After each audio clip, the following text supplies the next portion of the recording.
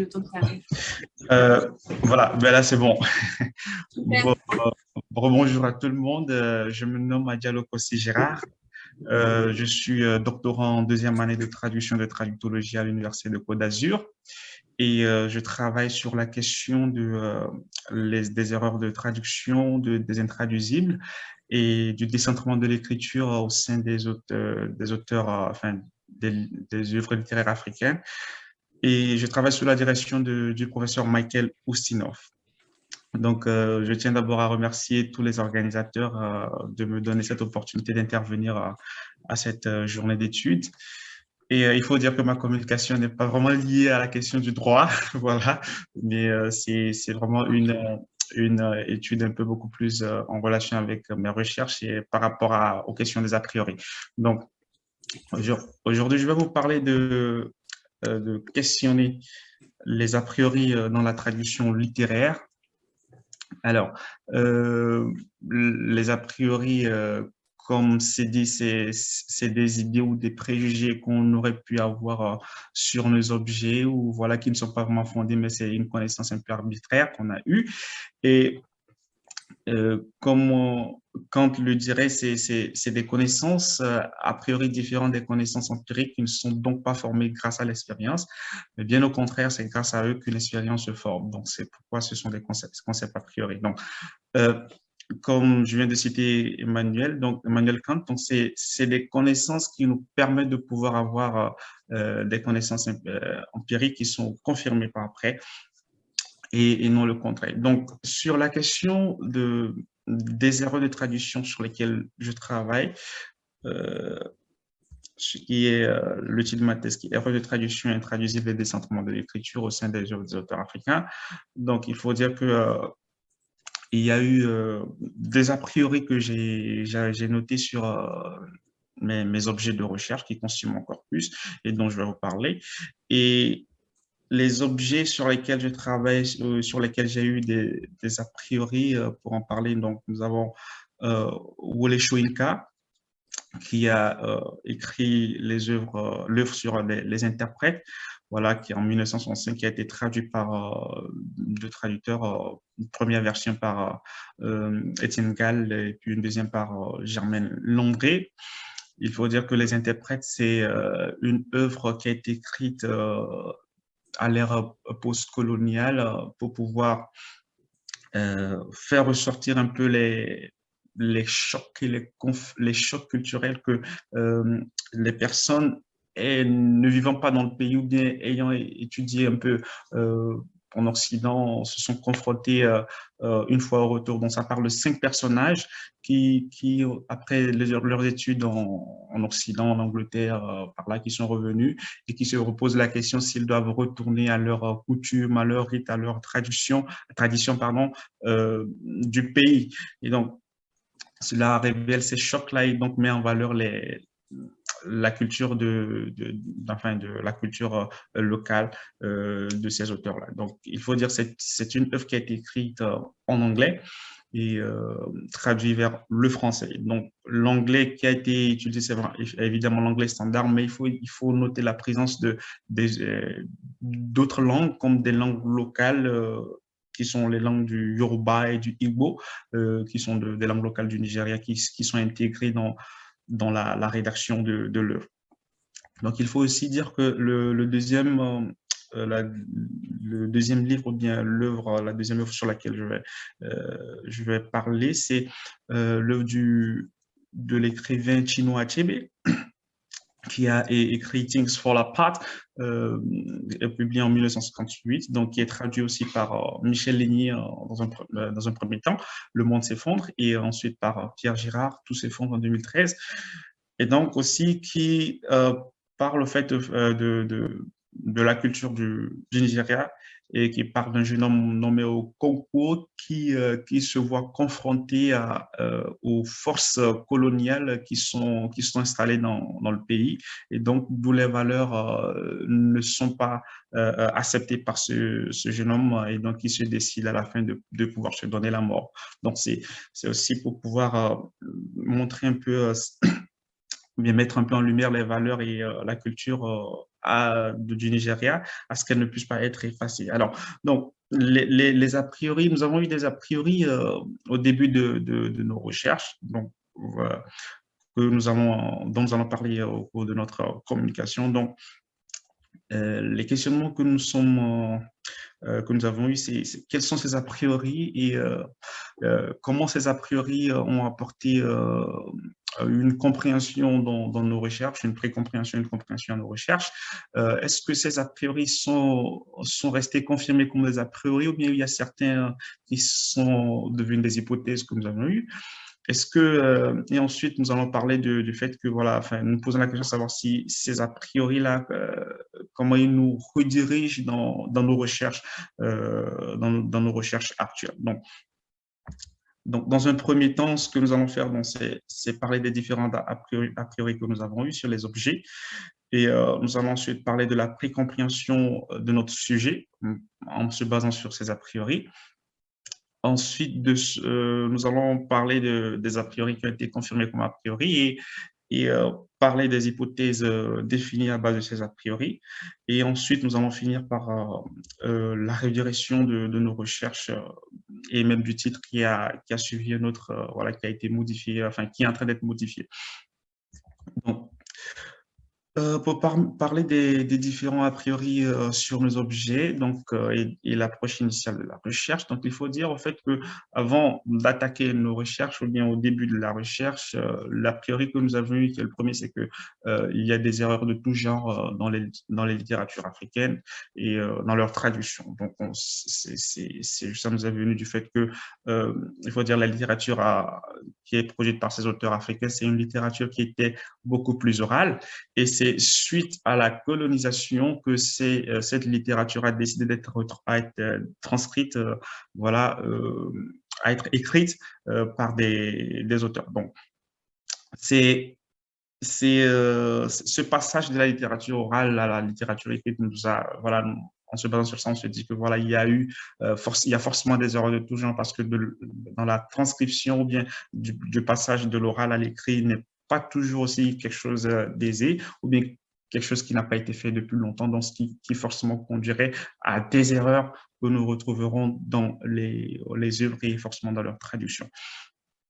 Alors, en deuxième lieu, il faut parler du multilinguisme ou bien du caractère multilingue au sein de ces œuvres littéraires africaines. Et cet a priori nous est venu du fait que certains auteurs africains sont des polyglottes. Pour parler seulement du cas de Wole Soyinka, qui effectivement est nigérien d'origine, donc qui a étudié en Grande-Bretagne, qui parle anglais et donc qui a étudié aussi la littérature, qui a étudié aussi le grec, qui parle le grec et qui parle le latin. Donc, il y a tous ces langues-là qu'il parle et évidemment qu'il parle aussi sa langue natale qui est le Yoruba. Donc, on s'est dit que vu le fait qu'il soit polyglotte, donc au sein de ses œuvres, il doit forcément avoir ce multilinguisme dans ses œuvres, donc ce qui se retranscrirait dans ses traductions. Donc, pour parler de notre a priori qu'on a eu au début de la recherche, on peut dire aussi que le fait de penser qu'il y a des erreurs au sein de ces œuvres littéraires africaines, on se dit qu'il y a plusieurs de ces œuvres, bien même toutes ces œuvres-là qui ont été premièrement traduites par des personnes qui ne sont pas originaires du même lieu que l'auteur. Et donc, il faut parler de Pierre Girard qui a effectué la traduction de Chinua Achebe, donc le monde tout s'effondre et qui n'est pas nigérien, et donc Germaine Landry aussi qui n'est pas nigérienne, qui a fait la traduction de Wole Soyinka. Donc on se dit qu'une traduction effectuée par des occidentaux de ce contexte produirait forcément des erreurs. Donc nous avons eu cet a priori là aussi de ce fait. Ensuite, on s'est aussi dit que si il y a du multilinguisme ou bien de l'hétérolinguisme au sein des œuvres littéraires africaines, c'est que forcément, tout n'est pas traduit. Donc, il y a des concepts qui resteraient intraduisibles dans les œuvres sources. Et parler d'intraduisible, effectivement, c'est vraiment des choses qui ne se traduisent pas, mais c'est aussi le fait qu'il y a des concepts qui sont traduits plusieurs fois au cours de plusieurs ères et plusieurs époques, et donc qui constituent des nœuds et des problématiques au fil du temps. Donc, comme le dirait Barbara Cassin, donc, on s'est dit aussi que voilà, s'il y aurait beaucoup d'intraduisibles au sein des œuvres littéraires africaines en se basant sur ça. Alors, ensuite, ce que nous avons constaté, ou bien l'a priori qui nous est venu aussi, donc c'est le fait que on se dit que puisque ces œuvres sont écrites en se basant sur l'anglais, leur langue locale, il faut dire que c'était dans le but de décoloniser l'Afrique sur le plan culturel et sur le plan linguistique. Et la traduction qui serait effectuée dans le même but. Et donc, pour cette cause, donc, enfin, ces œuvres-là se serviraient du décentrement de l'écriture, c'est-à-dire de pouvoir traduire en donnant des explications, que ce soit en note de pas de page ou en glossaire ou encore d'une manière quelconque, mais de pouvoir faire ressortir des explications de ce qui est mentionné qui serait pas compatible, dont les équivalents ne se retrouveraient pas dans les langues cibles. Donc, comme l'a fait en fait Ngugi wa Thiong'o, voilà, lui, il écrit dans le but de pouvoir décoloniser l'Afrique, comme il dit, dans le but de pouvoir ne pas inculquer tout ce qui est euh, du coup de la colonisation dans ses œuvres. Donc, il écrit vraiment, voilà, en Gikuyu, qui est une langue kenyane, et, il se fait traduire en anglais. Donc, lui, sa pensée vraiment, c'est dans ce sens. Donc, on s'est dit que, voilà, la priorité qui nous est venue, c'est le fait que voilà, ces œuvres sont écrites dans ce sens-là et donc seraient traduites aussi dans ce sens-là, de l'utilisation du décentrement de l'écriture. Et donc, le dernier a priori que nous avions eu sur nos objets, c'est le fait que ces œuvres, les œuvres littéraires en général, voilà, ne seraient pas, il ne serait pas possible de pouvoir effectuer la traduction par les outils de traduction en ligne, parce qu'il faut dire que les outils de traduction en ligne, c'est des outils qui sont conçus pour donner des traductions un peu plus précises, un peu plus systématiques. Et donc, cela sert beaucoup plus à des œuvres, enfin, à des documents beaucoup plus techniques et beaucoup plus scientifiques et non pas littéraires. Donc, on est parti sur le fait que voilà, ces œuvres littéraires que nous étudions, ou bien voilà, en général, que nous n'étudions pas, ne pourraient pas être traduits par les outils de traduction en ligne. Donc, parlant de Google Translate ou DeepL ou encore des outils d'aide à la traduction comme Trados ou SDL, Multiterm. Donc, l'approche qui nous est venue au fait à partir de ces a priori, c'est que quoi? C'est que nous avions eu une approche post-coloniale. Donc, l'approche post-coloniale, c'est quoi? C'est, pour citer Juliette Sago, c'est l'approche qui dévoile les mécanismes de la domination coloniale en s'attaquant à l'idéologie et aux représentations dont les colonisés étaient victimes. Donc, on s'est dit que ça serait l'approche, vu que ces œuvres sont écrites de manière à pouvoir valoriser leur culture, à pouvoir sortir de la minorité qu'ils sont. Donc, c'est l'approche idéale, bien l'approche qu'il faut pour pouvoir étudier ou bien mener nos recherches. Donc, qu'est-ce que ces a priori nous ont donné comme précompréhension de notre sujet? Donc, ces a priori nous ont fait savoir que voilà, on a eu une idée de la nature des œuvres dans leur rédaction. Euh, Ces a priori aussi nous ont donné quoi? Une idée sur les stratégies, enfin de la recherche des stratégies que nous devons faire pour pouvoir traduire ces concepts d'hétérolinguisme, de multilinguisme, de traduisible. Donc, on a compris qu'il fallait faire des recherches allant dans ce sens.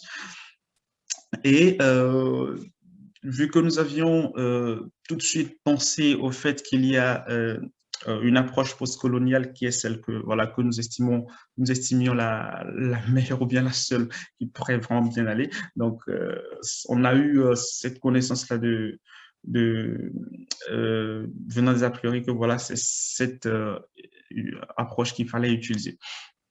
Donc, suite à la recherche, ce que nous avons constaté, c'est qu'il y a certaines de ces idées qui sont restées effectivement des a priori. Alors, C'est quoi ces idées? Effectivement, il y a des erreurs, mais c'est pas tout. C'est pas tout. C'est pas dans les œuvres. Dans les œuvres, on n'a pas les erreurs de tout genre. On a vraiment constaté que c'est des erreurs un peu spécifiques, beaucoup plus liées à la traduction.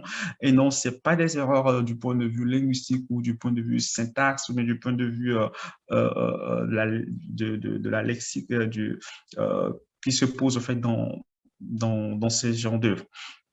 Donc, ce que nous avons aussi constaté, qui est resté aussi un a priori pour nous, c'est qu'effectivement, c'est pas forcément un traducteur qui est issu de même origine de l'auteur qui pourrait donner de très bonnes traductions. Donc, par exemple, Hélène Stevenson, qui a fait une traduction de Alain Mambakou, qui est congolais, qui écrivait aussi de ce point-là, du point de vue décolonisation, mais qui a bien rendu sa traduction. Et nous avons aussi Eugène Nida, qui est un Américain, qui a fait une traduction, pour dire, de la Bible, qui n'est pas, donc lui, qui n'est pas grec ou bien qui n'est pas hébreu, mais voilà, qui a pu rendre une bonne traduction de la Bible que nous lisons aujourd'hui, bien comme plusieurs lisent aujourd'hui. Donc, ça reste un a priori. Donc, et ce que nous avons pu confirmer en tant que a priori au jour d'aujourd'hui, c'est que quoi? C'est que dans les œuvres, dans ces œuvres-là, enfin dans la tradition de ces œuvres, tous les auteurs ne font pas appel au décentrement de l'écriture comme nous l'aurions pensé. Aussi, au sein des œuvres, il y a le décentrement de l'écriture. Tous les traducteurs ne traduisent pas le décentrement de l'écriture. Donc, par exemple, le cas de Germaine Landry, qui a pu traduire Wole Soyinka, elle n'a même pas fait usage de cette théorie, de cette stratégie. Et donc, Michel Ligné aussi, qui n'a pas fait usage de cette théorie. Donc, alors, là, nous voulons parler de deux hypothèses que nous avons définies venant de ces a priori, c'est-à-dire des a priori qui ne sont pas, que nous avions eu, qui ne sont pas vraiment a priori. Donc, c'est le fait que, voilà, nous avons parlé des erreurs. Donc, il y a la présence des erreurs dans ces littératures africaines, dans certaines erreurs qu'on peut catégoriser comme des erreurs de traduction en général, mais qui sont différentes des erreurs du point de vue lexical ou purement linguistique. Et il faut dire aussi que, voilà, comme le confirme, il y a des intraduisibles au sein des œuvres littéraires africaines. Donc, il y a plein euh, de notions, de concepts, des expressions qui, étant formées du multilinguisme, étant formées d'un point de vue culturel, qui ne se retrouveraient pas dans un autre, enfin, dans la cible ou dans un autre contexte, sont restés intraduits ou bien non traduits. Et donc, on a cette présence-là qui est vraiment confirmée. Donc, on a pu confirmer ces deux hypothèses-là.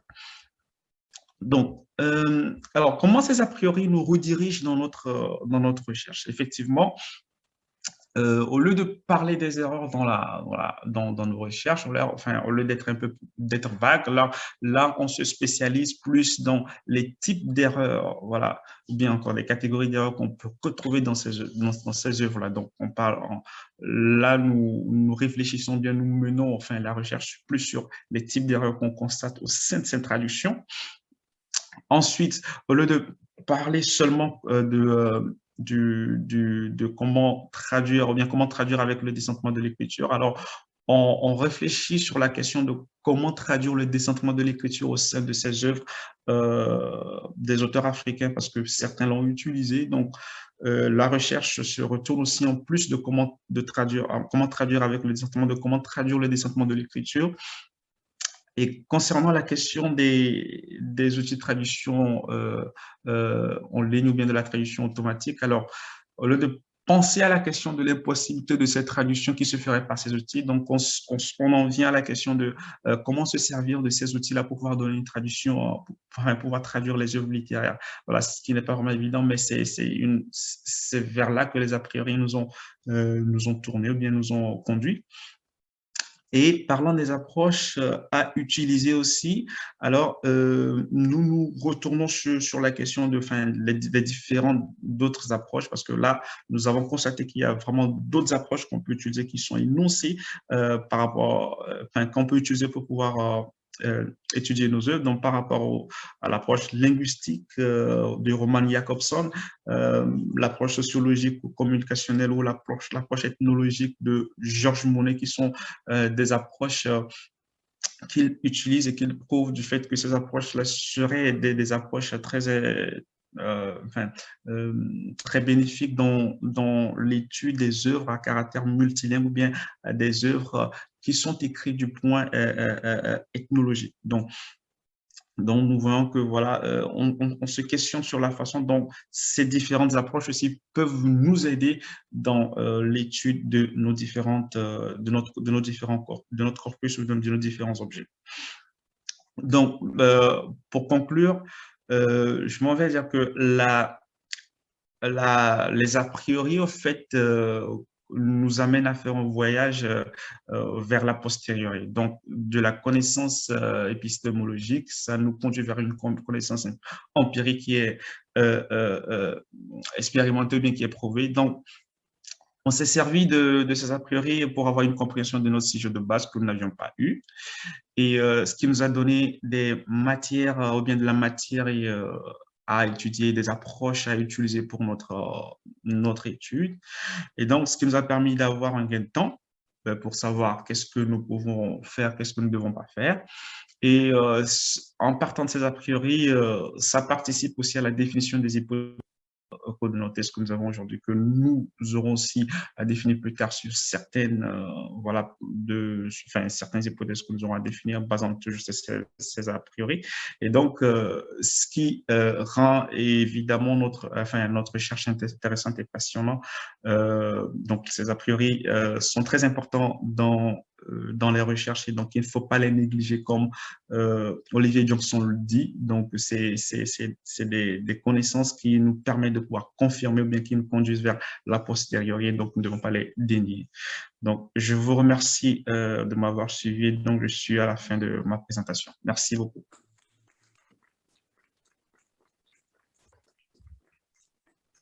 Beaucoup pour cette présentation. Oui. Une présentation très positive des a priori. Hein. On est d'accord, les a priori qu'il ne faut pas négliger, qu'il faut conserver et qui permettent d'améliorer la qualité de la recherche.